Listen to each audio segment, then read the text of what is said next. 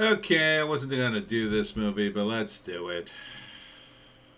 Little Jones asleep on the couch, and this is a screenwriter's rant for Glass Onion, a Knives Out mystery. Smash like and subscribe. Thank you for smash liking and subscribing. Check out my books, links in the description. Comedy Horror in South Jersey. It's the Pineys, books 1 through 10, available at Amazon.com. Don't forget, Kindle Unlimited is free. I can't stand Rian Johnson. I can't forgive him for his Star Wars crap. I'm really not a huge fan of Daniel Craig in this role. And the whole idea of Rian Johnson making bigger and bigger movies just annoys the F out of me, because I think he did a really terrible job and he should be not making these big movies. But that is neither here nor there. I'm going to evaluate this based on the trailer, but I'm going to let you know in advance that I'm incredibly biased against it. Smash like and subscribe, blah, blah, blah. Okay. So, again, it's a whodunit, but it's a whodunit within a whodunit, because Daniel Craig, for some reason, is invited to this island with a bunch of friends, and Edward Norton is the rich guy, and he's going to have a whodunit. It's a fake whodunit, but then somebody's actually murdered. And there's, a lot of hot chicks in it. Kate Hudson's in it. I think she's hot. And some other actresses I don't know. Edward Norton, really great actor. Dave Bautista, I used to like. Now I think he's kind of annoying.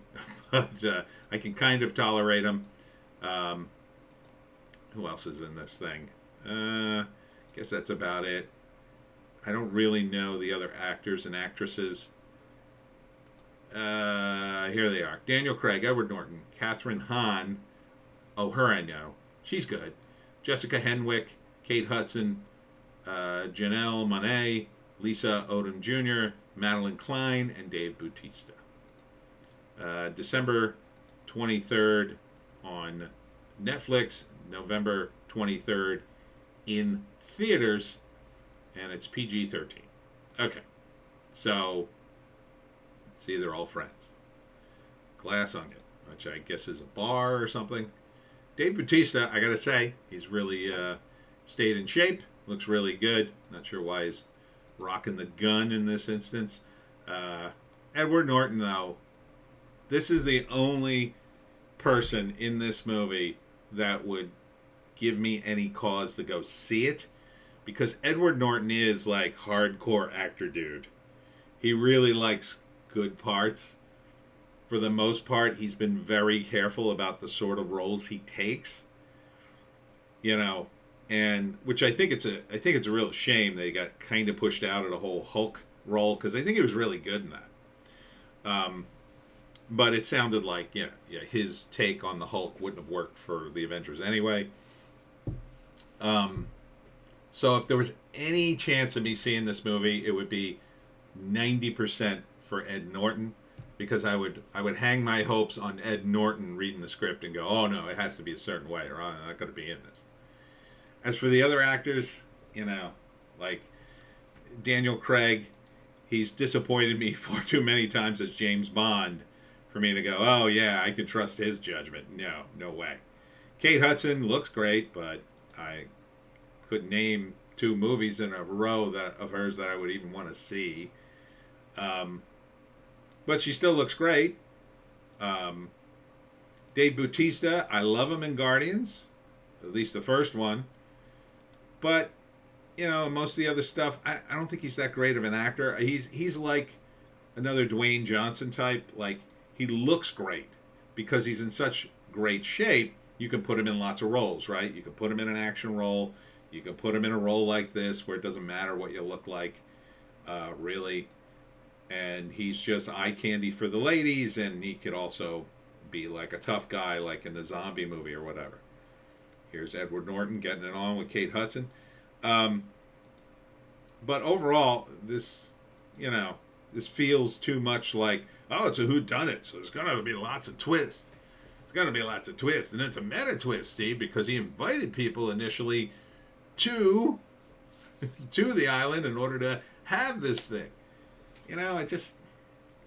At least when you're doing like Kenneth Branagh redoing the old Hercule Poirot mysteries.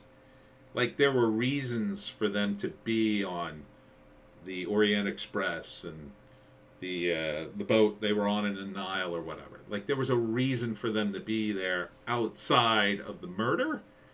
And this feels like a little too contrived. Like, it doesn't feel like Daniel Craig's character should even be in this group of people. Why is he here? Right? Like, you know, if you have a situation where you have a famous detective, you know, okay, maybe he's going on trips or whatever, and he just happens to be on some exclusive trip with some other exclusive people, then it makes sense. This kind of doesn't make sense because it seems like all the other people in the movie are all friends. Like, why is he there? And I have zero confidence in Rian Johnson when it comes right down to it. So what's the act? Well, it's pretty standard whodunit. So the first act, you introduce all the characters, you know, and you're really sort of laying the groundwork for later when you expose the killer, like, oh, the clues were right in front of me and I didn't know. Because when you're seeing them initially, like, you don't even know what to look for yet. So we established all their various relationships and character traits and whatever, and then why he shows up, and the end of the first act, someone is horribly murdered. Second act, obviously the detective, being the odd man out in this case, probably the most neutral person, does make sense for him to solve the mystery, right? Oh, it just happens to be there when there's a murder. And for some reason, there's no local authorities that are going to come check it out, I guess. So he's in charge of the investigation. No one leave. I must decide. Okay.